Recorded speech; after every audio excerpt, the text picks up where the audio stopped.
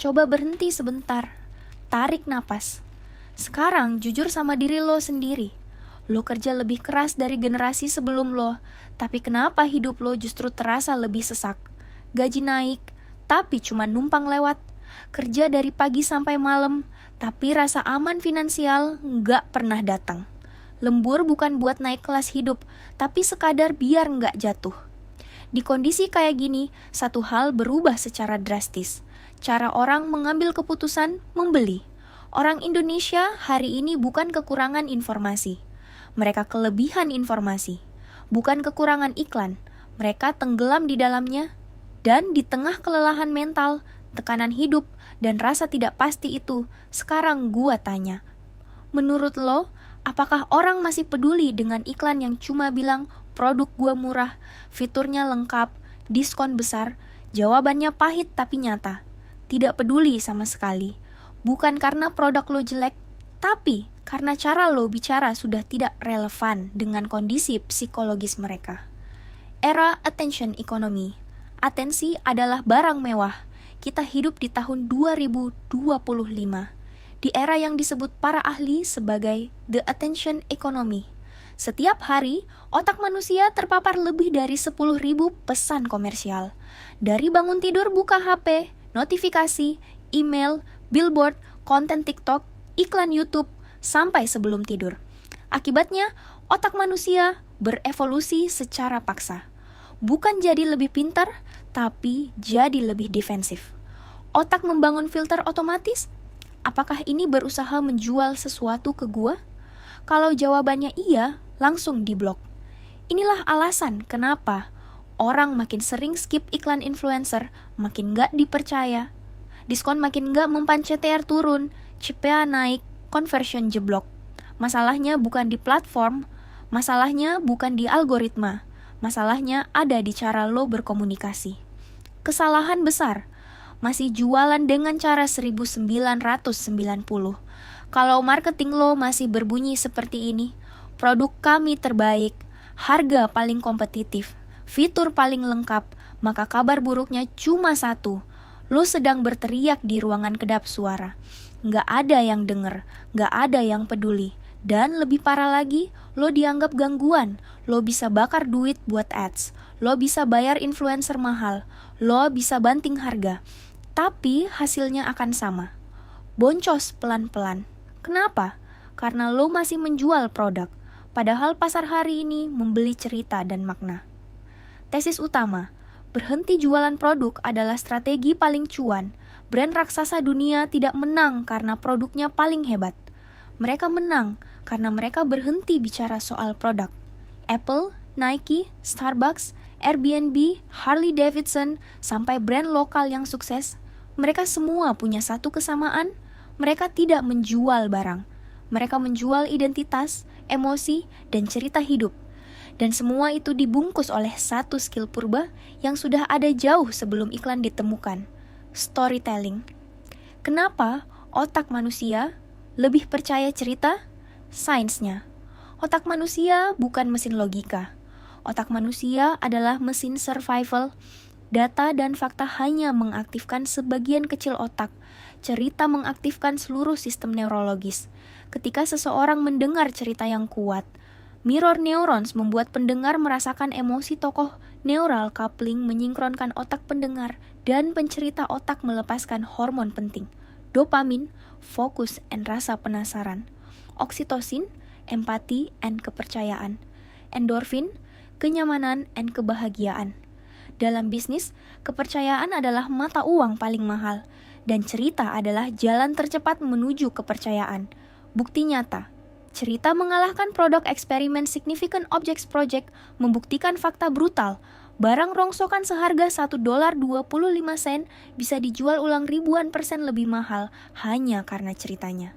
Barangnya sama, fungsinya sama, nilainya melonjak karena emosinya hidup. Artinya jelas, harga tidak ditentukan oleh barang, tapi oleh makna. Neraka bisnis, commodity trap. Kalau produk lo tidak punya cerita, maka otomatis dianggap sama dengan yang lain. Dan ketika produk dianggap sama, pelanggan hanya punya satu alasan memilih, harga termurah. Inilah awal dari race to the bottom. Harga turun, margin menipis, capek meningkat. Untung menghilang, omset besar tapi profit nol. Kerja keras tapi hidup stagnan. Studi kasus, air putih and kopi liquid death menjual air putih dengan harga 3-4 kali lipat air biasa. Yang mereka jual bukan air, tapi attitude dan hiburan. Starbucks menjual kopi 10 kali lipat harga warkop. Yang mereka jual bukan rasa, tapi status dan gaya hidup. Rumusnya sederhana, tanpa cerita, produk perang harga. Dengan cerita, brand harga premium, kesalahan fatal brand. Merasa dirinya pahlawan, banyak bisnis narsis, websitenya penuh cerita tentang diri sendiri. Padahal pelanggan tidak peduli.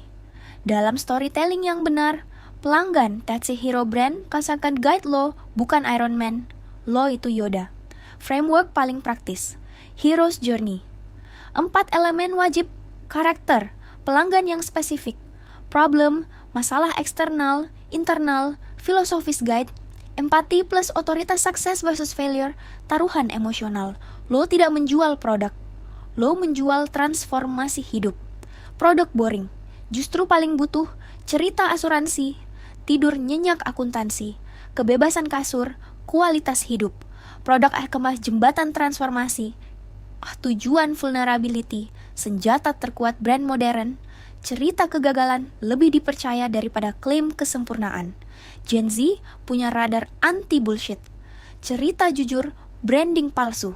Masa depan bisnis, human to human AI bisa bikin produk, AI bisa bikin iklan, AI bisa bikin konten, tapi AI tidak punya luka, empati, dan alasan hidup.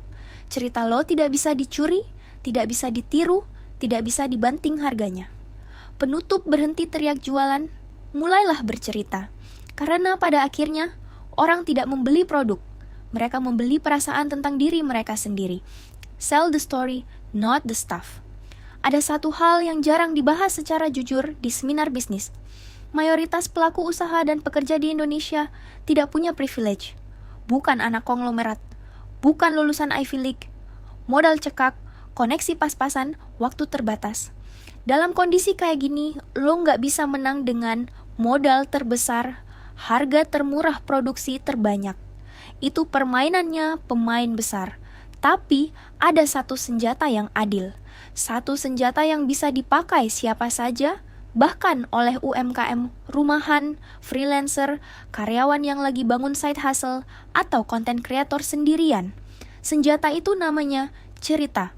Storytelling adalah alat perlawanan kelas menengah dan kelas pekerja. Karena cerita tidak butuh modal besar, tapi butuh kejujuran dan keberanian. Kenapa cerita lebih kuat dari iklan mahal?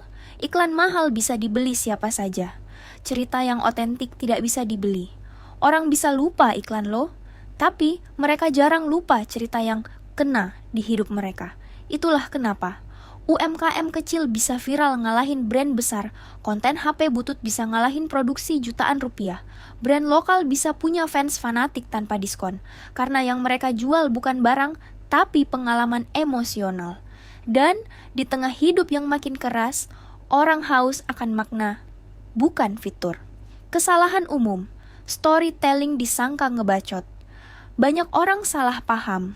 Mereka kira storytelling itu cuma ngarang, lebay, atau drama. Padahal storytelling yang benar itu terstruktur dan strategis. Cerita bisnis bukan soal puitis, tapi soal posisi psikologis pelanggan.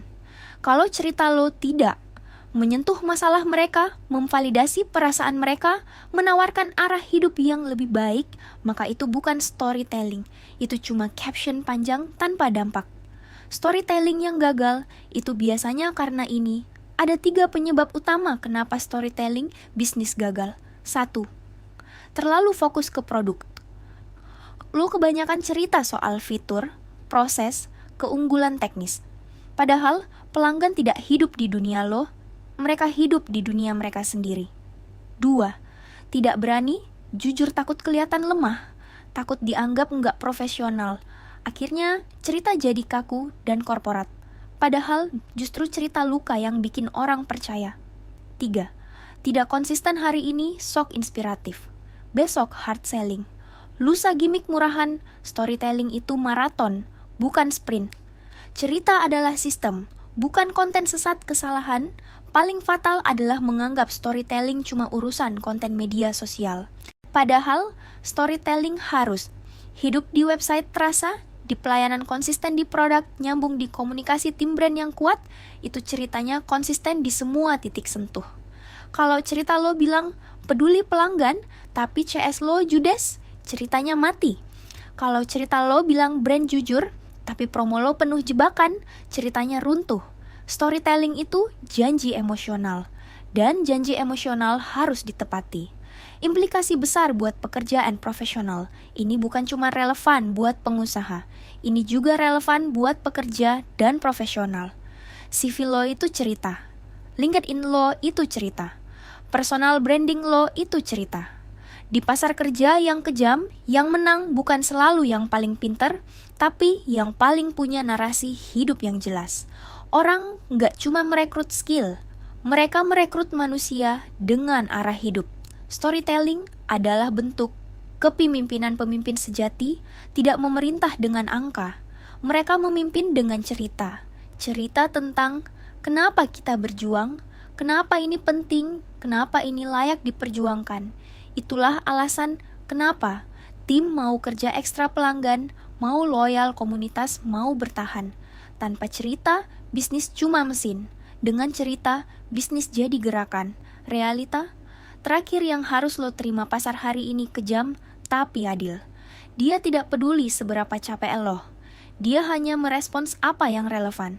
Dan yang relevan hari ini adalah kejujuran empati makna, bukan teriakan.